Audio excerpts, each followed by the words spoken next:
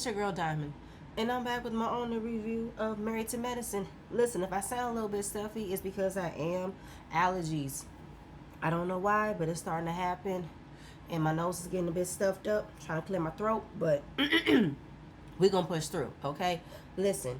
Nothing much happened this episode. There was a continuation of Heavenly arriving, as well as us discussing the problems between Heavenly and Simone. But what I got pissed off majority is Mimi trying to course correct Toya and trying to pretty much shut Toya down every time Toya has something to say, and I don't like it.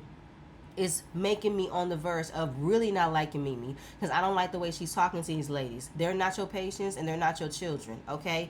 Like, take off your psychiatrist hat, ma'am. You do not need to come with the therapeutical terms every time. Just talk normal and be normal, okay? But we'll get into that in a minute. So the continuation of being surprised by Heavenly's arrival, we see that Simone is visibly uncomfortable because her character has been assassinated by what Heavenly has been saying. Her feeling unsafe. Simone is unhinged and hostile.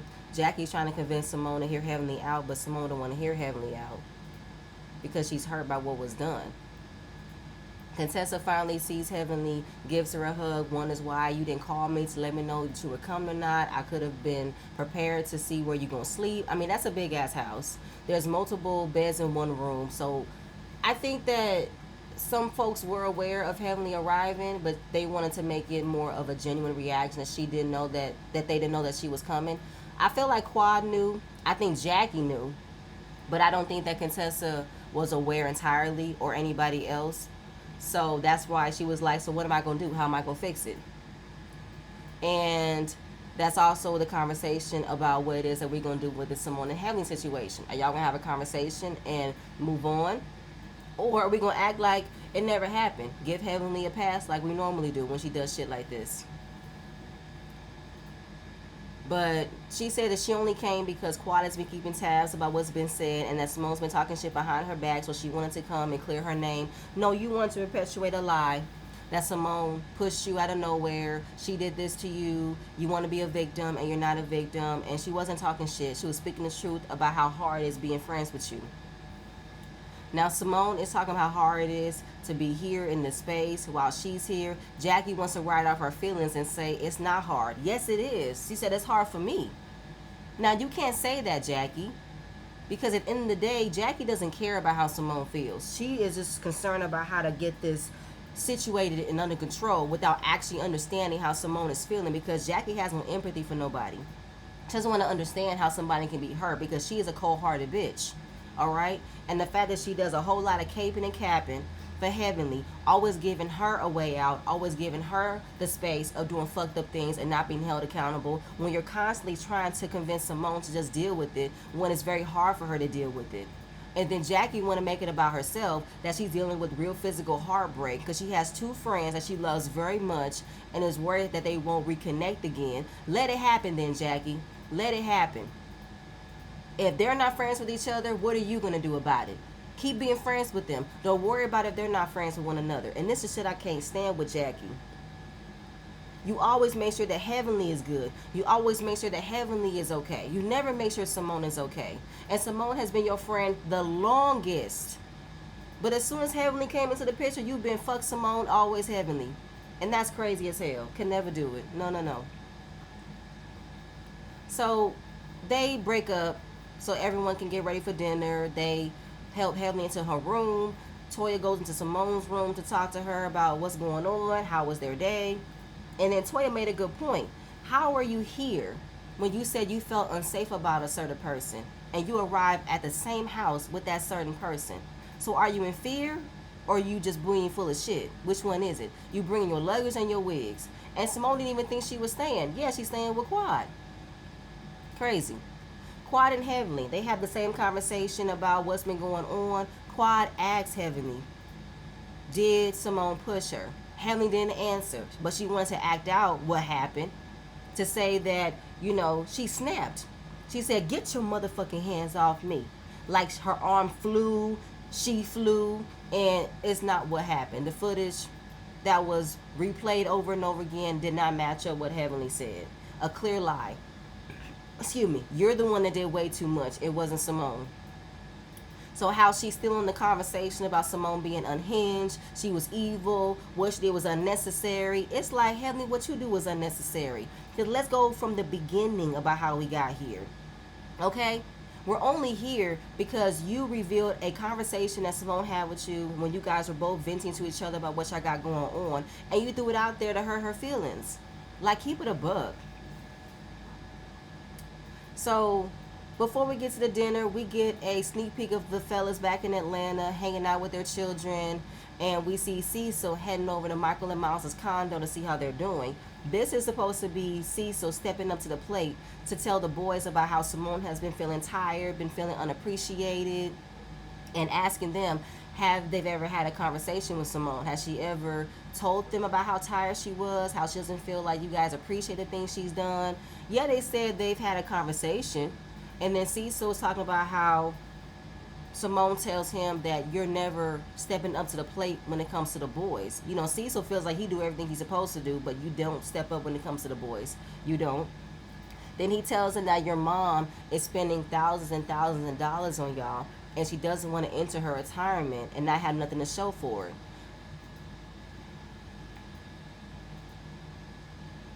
And then we get to the confessional that, are the boys sensitive to Simone's needs? She said, the boys don't give a fuck about my needs. They don't give a fuck about what makes me happy, what I want. They don't do none of that shit. And then Cecil, he thinks that this is his moment to be the dad and show up for their mother and teach them that they should treat their mother with respect and blah, blah, blah. You should have been did that, Cecil.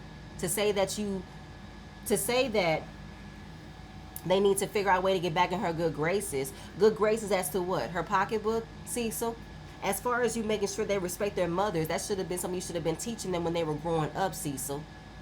So that way they can learn how to properly respect their mother and thank her for the privilege that they were grown into. So they can learn how to take initiative to things that they shouldn't be told to do. They should know how to do without asking their mother for help. Like, you raised selfish, spoiled ass kids over there, Cecil.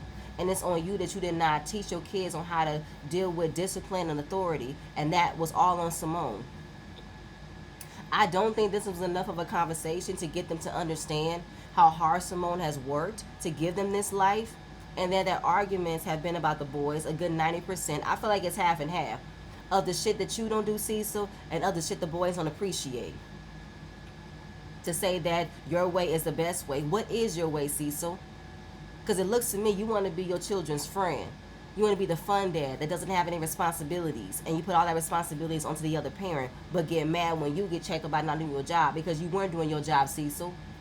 Like, get out of my face. And this was just your moment to be shown on camera. Listen, I'm talking to my boys. I'm getting them to understand how their mom feels. I should get credit for that. No, Cecil, you don't get credit for doing what she should have been doing. Your kids are overgrown, college graduated, and they still don't know what to do with their lives without asking Simone to help, without using her money to get there. Fuck out of here.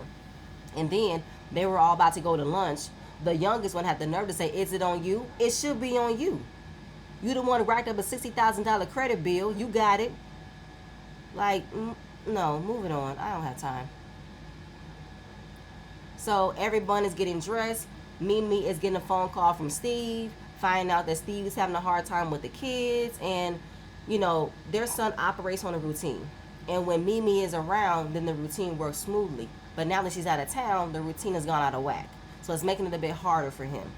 And I guess he couldn't make it to the camp on time, so he had to go to work with Steve, and that's been difficult.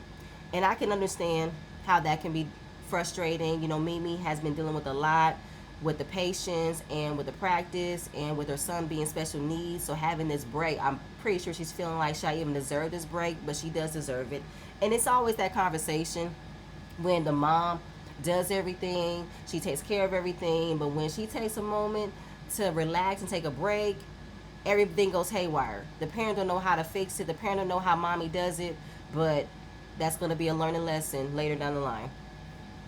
So we meet the chef that's preparing dinner. Contessa hired a Atlanta chef. He looks like he's from somewhere else because he had a country accent. But while the food looked good, I would not touch it. Especially the part where the camera panned on him shuffling vegetables in some kind of sauce. He had no gloves on. And he had cuts on his hand. Unsanitary. I was grossed out. The one thing that popped in my mind was that scene from Scary Movie when that creepy butler had that one crazy hand touching the food. I was like, I'm good. I'm not touching that. Nope, moving on.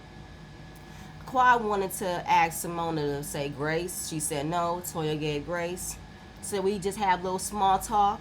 Contessa is still on Heavenly as to why you did not get on the plane with us.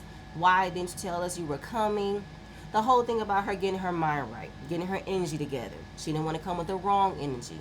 So Contessa was like, that had nothing to do with you not being in the same place with Simone.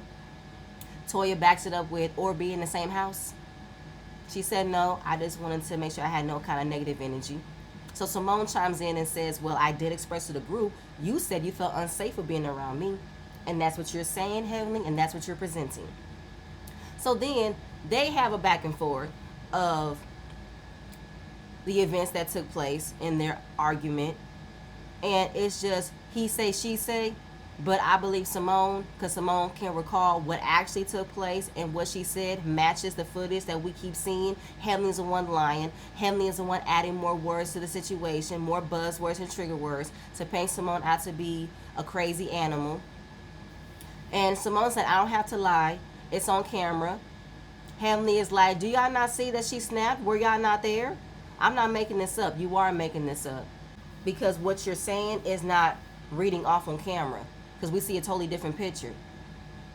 So Simone ends up getting out the table. She didn't want to eat. She didn't want to do none of that because she sees Heavenly lying.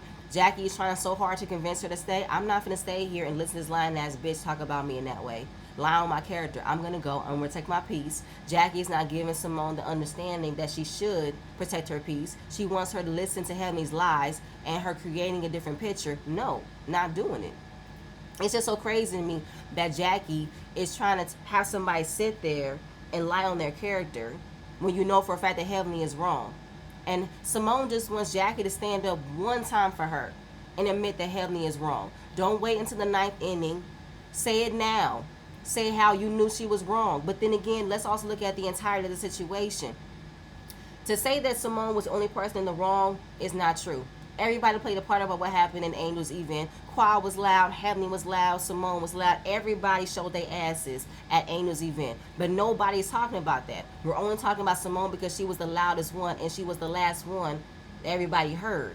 But nobody is seeing what took place. Nobody is seeing what led to that.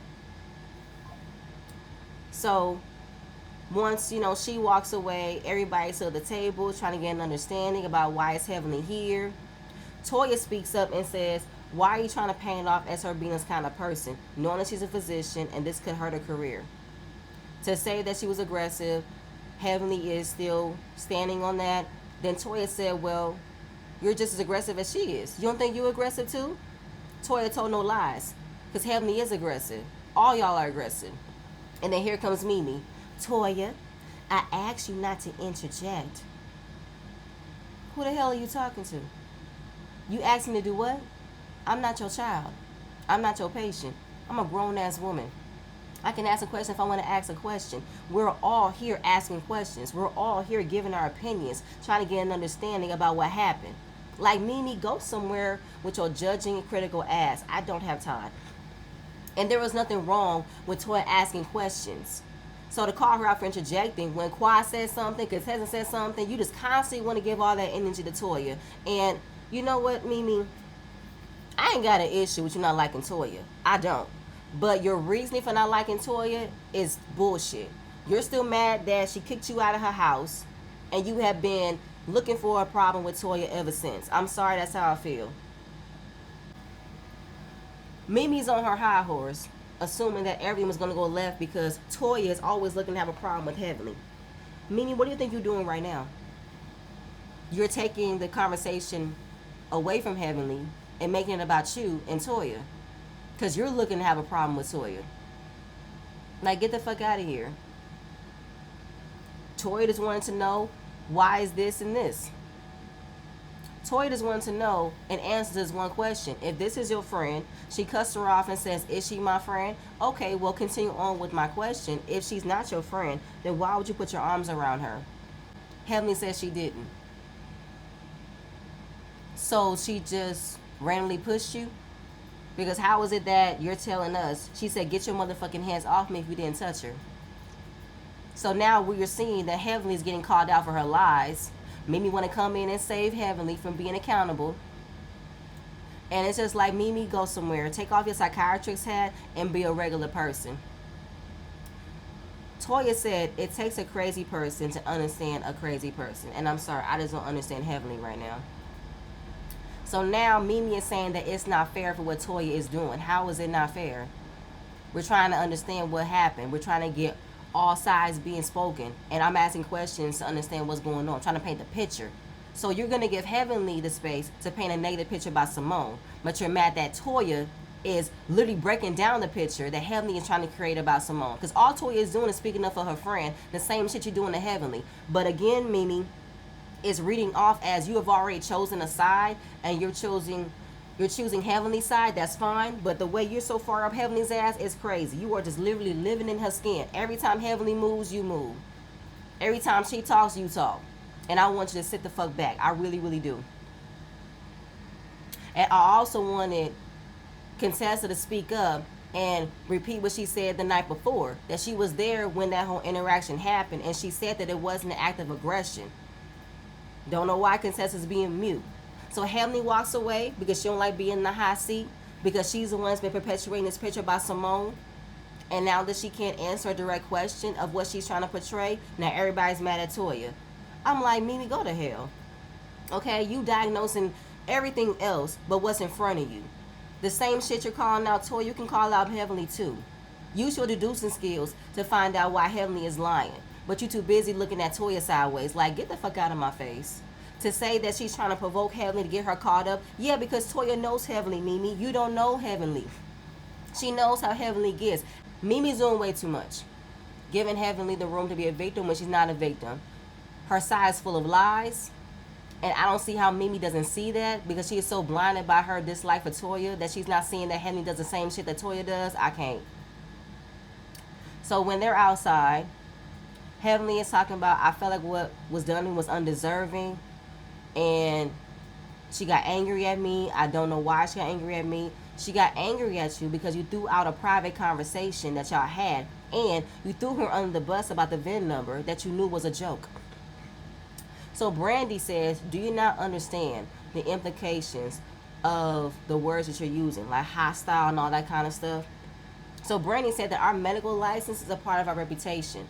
If someone says you assaulted them, that can ruin our reputation. That's the truth, right? But we all know, y'all have called each other everything but a child of God.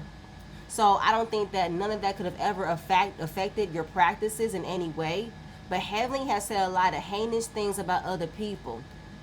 And with this situation, she is perpetuating a horrible display of somebody that she's known for a very long time, and it's not cool. Her profession has nothing to do with it, but it's her character that she's damaging. It's her character that she's defaming, and it's not good to do. Now, Simone, on the other hand, is saying, I know I need to give grace because God gives me grace every day, but I'm not ready. I'm not ready right now. Jackie wants to convince her to tell Heavenly how she's feeling, but Simone's not going to do that, Jackie, because Heavenly did not come wanting to hear from me, and she's not going to get it from me. I'm not going to chase her and talk to her like a toddler for her to get that she hurt me. So recognizing that everybody is going back and forth trying to convince Heavenly and Simone to figure it out, Quad is now seeing that maybe it's us trying to speed another person's process because we want it to be over, and we have to give other people the proper space to figure it out, to breathe, to see if they want to get things right on their own. We can't make it work for them because we want it to work. So she really does think that maybe we should give them space. And I do agree. Y'all should give Simone and Heavenly space. Y'all shouldn't have them be in a good place so quickly when everything happens so quickly. Let time rest. Let time assess. Let Simone deal with her feelings, and let Heavenly know that she hurt her friend's feelings. Let her sit in that.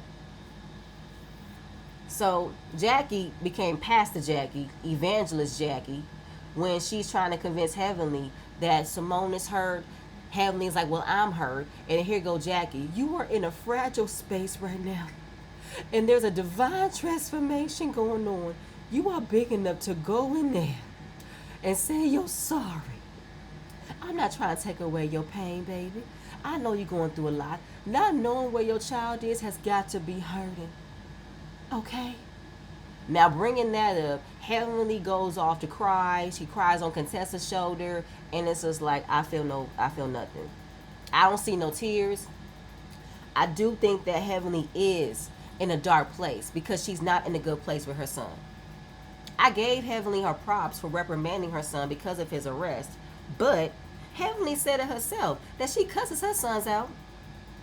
She's not sweet, she's not nurturing, she is not anything when it comes to reprimanding her sons. So I feel like when she confronted him about his arrest, she went too far.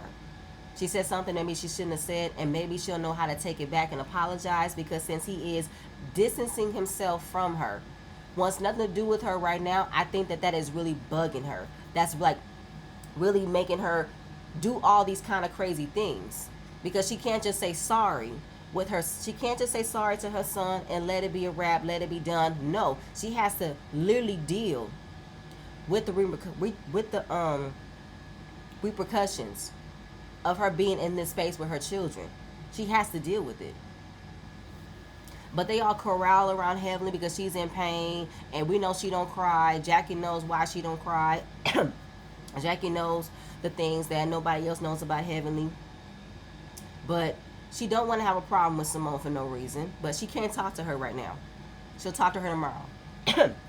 She can't admit that she was wrong, and she wants to apologize. But, you know, she wants to remove herself from being in that bad place. But you removed yourself from being in the hot seat, because the whole reason why we're in this space is because Toya and Simone wanted to test Heavenly of how could she handle difference of opinions of people not wanting to vote for her. But I thought that was squashed, but Heavenly still holds on to that, and she's mad about that. So she wanted to hit Simone where it hurts. But obviously that did not work well, but we're going to pause that. Contessa wants to make the mood light again, so she wants to play another game. Simone wasn't going to play, but she said, let me be a good sport. I don't want to weigh the girls down with what I got going on with Heavenly. So this game is called Petty Pop. Okay, they all get their own number of balloons.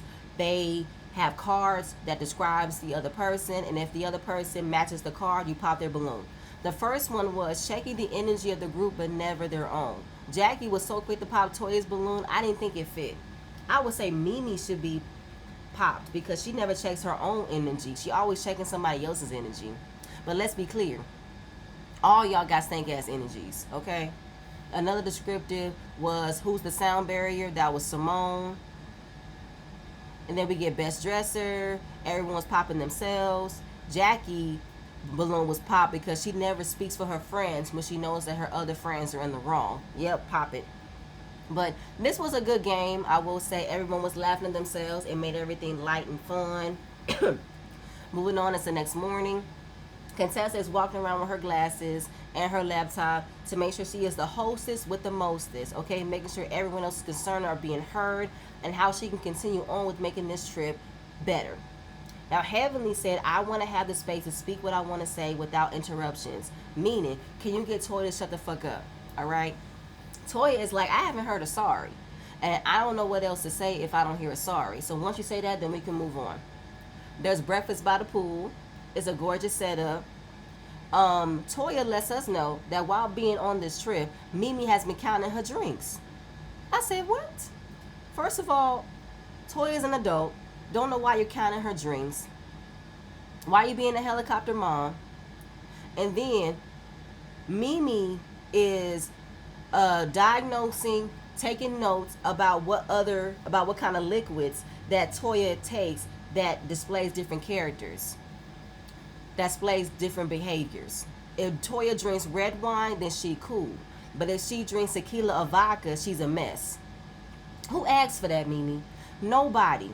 Get away from me. I'm on vacation. I can drink how much I want to drink. Like, you running low on patience with me, Mimi, doing way too fucking much, okay? Why are you diagnosing Toya? Why are you constantly putting her in a box that you gotta, like, figure out, not want to fix, but want to constantly criticize and judge? Like, girl, nobody has time for that shit, Mimi. I need you to take off your psychiatrist hat and be Mimi. Okay? Nobody wants to be psychoanalyzed. Nobody wants to be diagnosed. And nobody wants to be constantly judged and criticized over every single thing that they do, because you're not perfect either, Mimi. You got some flaws too. And I don't know if you know how to operate being in a friend group where everybody has differences of opinions, different personalities, where it doesn't need to be a chart. It doesn't need to be written off like, okay, so that's a no, that's a no, that's a no. Be a regular person, Mimi. Because the more you do that shit, nobody's gonna want to fuck with you. The way you talking to these ladies like they're patients, looking down on them, and the only person you're doing that to is Toya, because you think that you are above Toya because you are a psychiatrist. And you think you have more accolades, you have more credentials to be involved in this kind of group, and you're trying to put out that I'm more smarter than Toya, I know better than Toya. Toya don't know how to be a person, she'll know how to be a friend. I know how to be a friend because I can recognize my behavior, she'll know how to recognize her behavior. But that's not up to you to judge, though. So what's your name, Mimi? That's not up to you to judge. That's not up to you to diagnose and dissect. That's not up to you to want to figure out how to place other people in different categories based off of how you feel, when you're not everybody. You're just you. And you're fresh. This is your second season. I need you to sit back and allow for people to form their own opinions of how they want to be around everybody. The same shit you did to Brandy about telling her what side she should be on. Girl, you chosen your side. Deal with being on your side and let everybody else do what they want to do. Nobody wants to be criticized by you, Mimi, because when the same shit applies to you, you're not going to like it. And I can't wait for that. I really cannot wait. And then the whole thing about you counting Toya's drinks, it's going to look like you're trying to diagnose her as being an alcoholic, and that's not cool to do, because that's not your place. You don't know Toya. You're not trying to get to know Toya. So you're only looking at her behavior and say, this is who she is. I have nothing else to learn about her, and I don't want to learn nothing else about her because this is how she displays herself. Bitch, fuck you. So Contessa opens the conversation that Heavenly is going to talk, and let's give Heavenly the room to talk without getting interrupted. And when she's done, then we can all ask the questions we want to ask. Simple enough, right? So, before she started, Simone wanted to take notes. Heavenly goes on to say that she was arriving to Angel's event on a high after a great campaign launch. And then when she came, she was attacked. She instantly felt attacked when Toya and Simone wanted to question her about how she needs to convince other people to vote for her. And that wasn't the right time for that. And she wants an understanding from that. And she mentions Toya again about how Toya sent Simone notes about her speech when she mentioned that Toya wasn't supporting her. And that anytime that she's in a space with Toya, it's been a lot of stuff happening. I'm always having these experiences with Toya. I've had nothing but bad experiences with Toya. And then she also reveals that she thought in her head that Simone said, get your motherfucking hands off me. And that she knew using the words was toxic, using volatile, using unhinged. She wanted everybody to be on her side and look at Simone sideways. I hope everybody caught that. Heavenly did all of this because she wanted to be the victim. She wanted everyone to say how Simone was wrong because Heavenly didn't want to admit the part that she played that led to all of this kerfuffle. Yes, I did say that Toya and Simone should not have confronted Heavenly about what she shouldn't say in her speech, as well as trying to convince other people to vote for her. That wasn't the right time. But Heavenly, you already put the battery in Quad's back about the VIN number comment that Simone made a year ago when she wasn't in a good place with Quad. You kept that in your back pocket and waited for an opportunity to get Quad all mad all over again about what Simone said. And then, finding out that you said it, Simone said, I'm not going to take a picture of this fake ass girl. No, don't put your hands on me. Once she found out that you took a conversation that she had with you, that was a funny moment she had with you, and you told Quad about it, it's like, oh, so you really not my friend. I can't even joke with you about a friend I'm not cool right now. And knowing that you're cool with her, you instantly kept that in your back pocket and couldn't wait to throw me under the bus when you had the opportunity. No, ma'am, not gonna work. So as far as leaving that space of silence for Heavenly to get everything out, Toya wanted to question everything that Heavenly said. Now everybody was like, "Wait, Toya, she's not done. Toya, don't do that, don't do that." No, she's fucking done. Okay, because at the end of the day, you know how many times she mentioned Toya's name? Multiple times. So it's like, when are we gonna get to your issue with Simone? Because that didn't happen. You started off with Toya. So Toya was like, I don't understand how you could ever thought that we could be cool. Because anytime that we have this, when we're mentioning each other in the messages and all that kind of stuff, you bring up my husband. So I don't understand how you thought that we could be cool, because we still don't have a clear resolve between Heavenly and Toya for what happened last time with the whole Father's Day situation and the fake Balenciaga bag. Like, that's still ongoing, right? But Mimi wants to chime in yet again, trying to convince Toya to not bring this up. We're veering off. This is about Simone and Heavenly. I'm not devaluing what you're going through. Yes, you are. You don't want to give Toya the floor to address her grievances with Heavenly, because she gonna mention my name. We gonna talk about it, okay? So Heavenly leaves. She don't like this, where she's confronted with everything that she's done. Mimi wants to convince her, and then Mimi had the nerve to say that Toya is an external factor, and that she never likes to see friendships figure things out. She never likes to see friends figure it out. She never likes to see people have a breakthrough in their friendships. You sure? Is Toya who don't want people to have great relationships? Is Toya the external factor? And then they want to do a flashback of the times that Toya always chimed in. She chimed in when Quad and Simone were having their problems. But I'm like, do you know the difference though, Dr. Mimi? Those two instances, I wouldn't say she was instigating. Those two instances, I wouldn't say she was butting in. I say she was calling out the bullshit and the fakery. I don't think she was looking for them to still be at odds. I don't think she was looking for them to still be in conflict. I just think that she knows them for so many years. I don't want to deal with this shit again. I want y'all to talk about how y'all feeling, resolve it, and move on. Like, no. So while they're coming at Toya, Heavenly gets up, walks over to Simone so she can have a conversation about what was said last night. Toya calls out Mimi for saying I was on a tangent.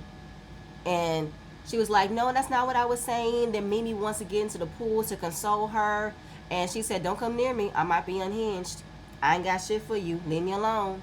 Go away. Mimi, get the fuck away from Toya right now, because all this poking and poking you doing is what you're calling her out. You're doing it as well. Because first of all, you're counting my drinks. You're constantly coming at me for no reason. Like, get away from me. So Simone and Heavenly, they talk. Simone tells Heavenly, the language that you use to defame my character, I felt violated. And have been one of the people that have been close to you, and you continue to drag me. I don't feel like you're my friend. Simone said that with real honesty. Heavenly said, I'm sorry. I never meant to hurt you. And I was in a dark place, and I shouldn't have did that. I'm very sorry. Now she's trying to cry, but I don't see a tear.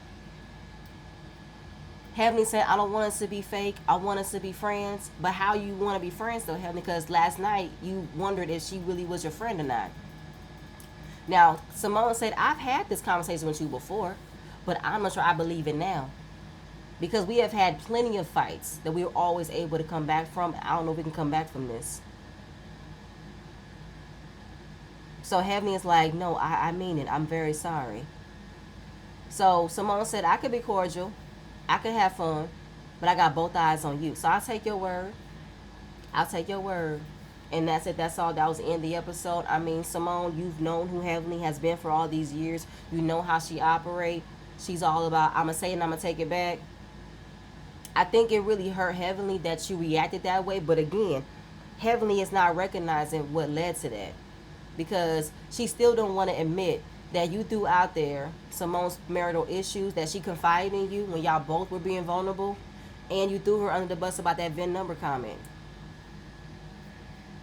Like I said, everybody got to be accountable for how things took place. Do I think that Simone started with Heavenly, with questioning her about how she needs to have a better strategy of having people vote for her? Yes. And Heavenly returned the favor. So both of y'all did tit for tat, and both of y'all got to admit that y'all were wrong, period, point blank. But again, that was the end of the episode. Can't wait to see how this next episode is going to come about. But that's it. That's all. Please stay tuned for the next video, and I'm see you guys later. Bye.